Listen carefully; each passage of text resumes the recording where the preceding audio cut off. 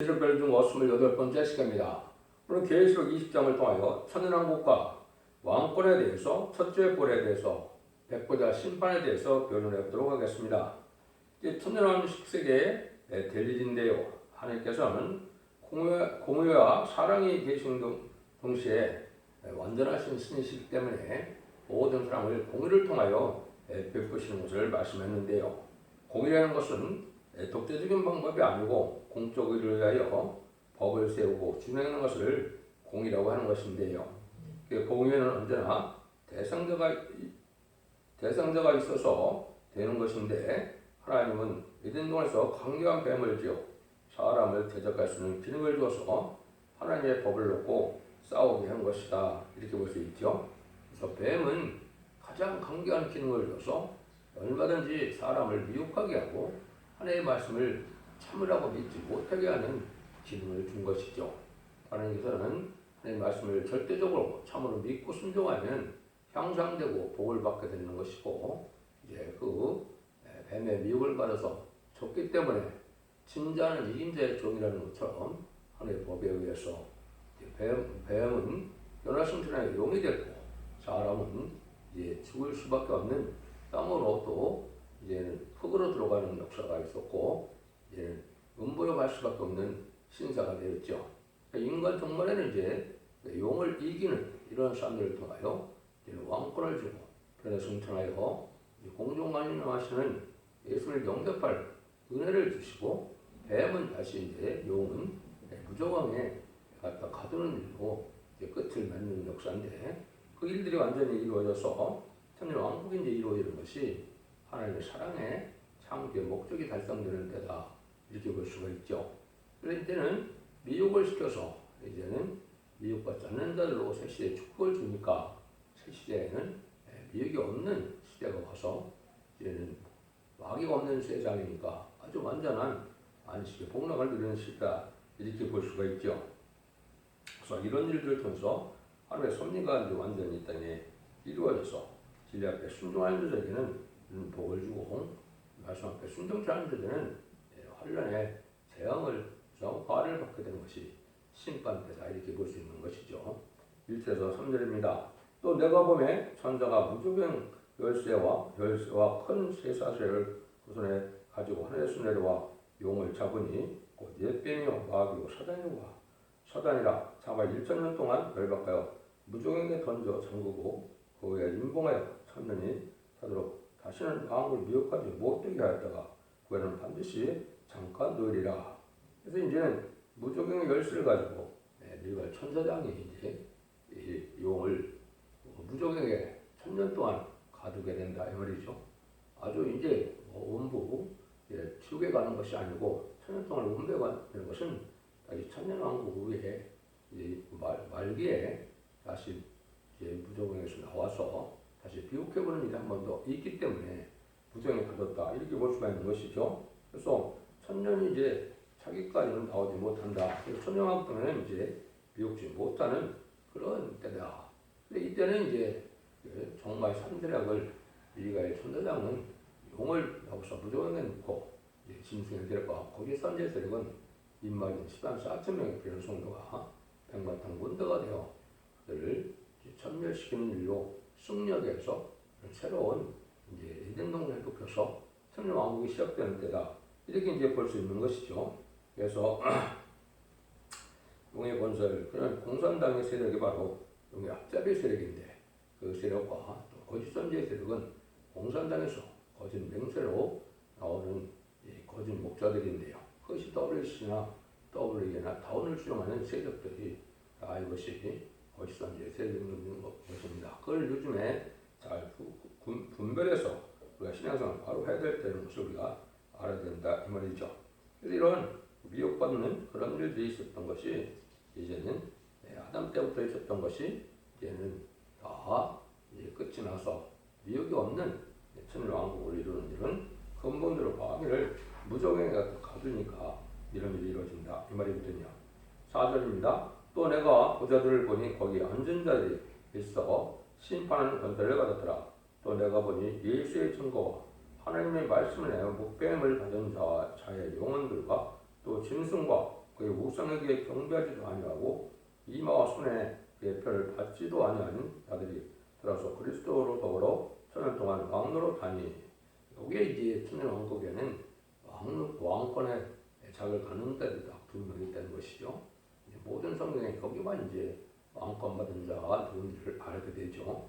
첫 번째는 이제 사명을 해요. 순교자가 된 순교자들이 부활 성도가 되어서 왕권을 받게 되고, 다시 이제 인간 종말에는 인만인 14,4천명의 변호 성도가 되어서 이제 그리스도와 더불어 천년 동안 왕으로 된다고 그랬죠.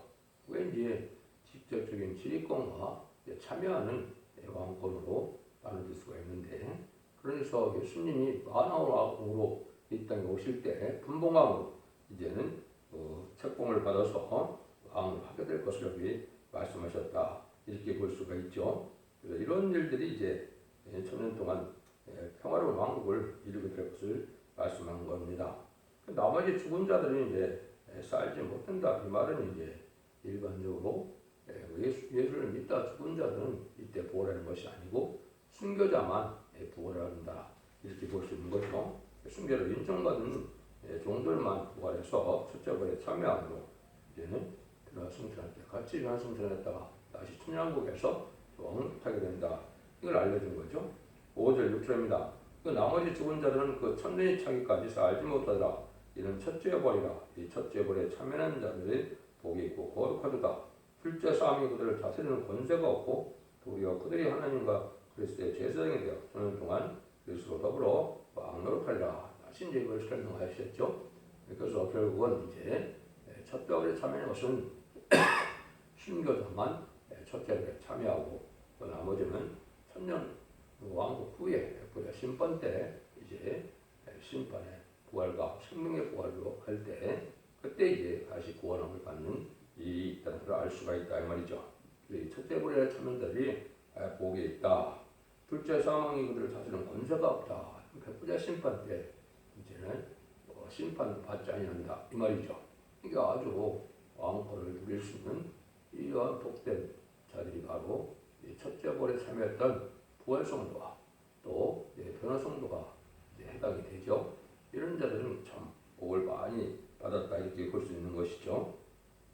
그래서 그런 일들을 통해서 이제 우리가 천년왕국의 평화로운 시대가 왔다, 이렇게 볼 수 있는 거죠. 7절 8절입니다.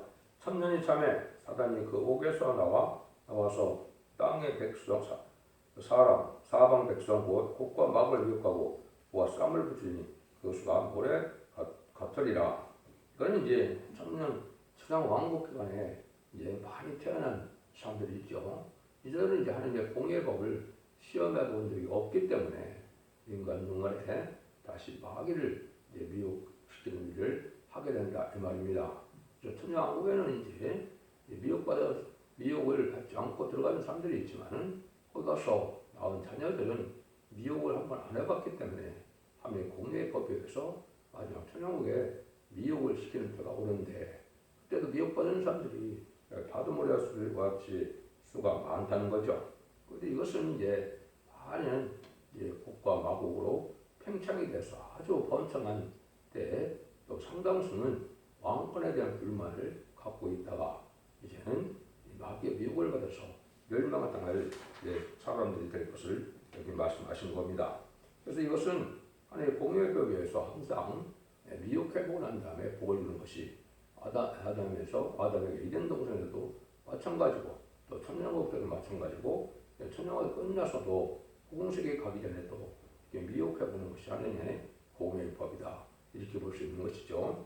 그 자들이 이제 망하게 될 것을 이제 9절 10절에 말씀을 했죠.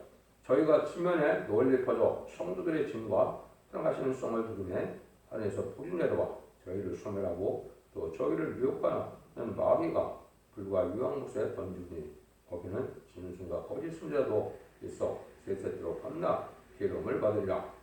성도들과 이제 승하인 성을 둘러쌌다, 이렇게 얘기했죠. 이거는 왕권 받은 종들을 대적하는 것을 뜻했는데요. 그래서 승하인 성은 아마 주님이 계시는 곳이 될 테고 성도의 지는 14,400명의 변성도가 사는 곳이 될 텐데, 이런 왕권을 받는 세세 왕권을 받고 이제는 계속 천년 동안 왕노릇 하니까 여기에 불만을 품은 세력들이